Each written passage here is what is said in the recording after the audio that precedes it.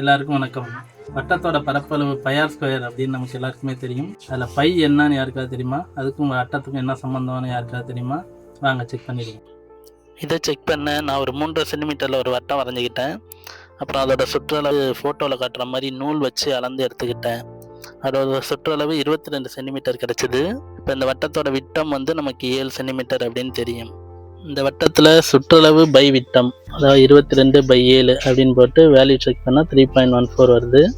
அடுத்ததாக ஒரு பெரிய வட்டம் வரைஞ்சி அதோடைய சுற்றளவு நூலில் வச்சு யூஸ் பண்ணி அளந்து பார்த்தோம். அதில் 40.8 கிடச்சிது. இதுலேயும் நம்ம சுற்றளவு பை டயாமீட்டர் செக் பண்ணும்போது நமக்கு கிடைச்ச வேல்யூ 3.14 கிடச்சிது. பூமி அளவு ஒரு பெரிய வட்டமாக இருந்தாலும் அதோடைய சுற்றளவு பை விட்டம் 22/7 தான், அதாவது 3.14 தான். அதனால தான் வட்டம் சம்மந்தப்பட்ட எல்லா ஃபார்முலாலையும் இந்த பை அப்படிங்கிற வேல்யூ இருக்குது. இப்போ இங்கே ஒரு இமேஜ் நான் காட்டுறேன். இந்த மாதிரி வட்டம் வந்துச்சுன்னா பரப்பளவு நம்ம எப்படி கண்டுபிடிக்கிறது அப்படிங்கிற கமெண்டில் சொல்லுங்கள். நான் அடுத்த வீடியோவில் சொல்கிறேன்.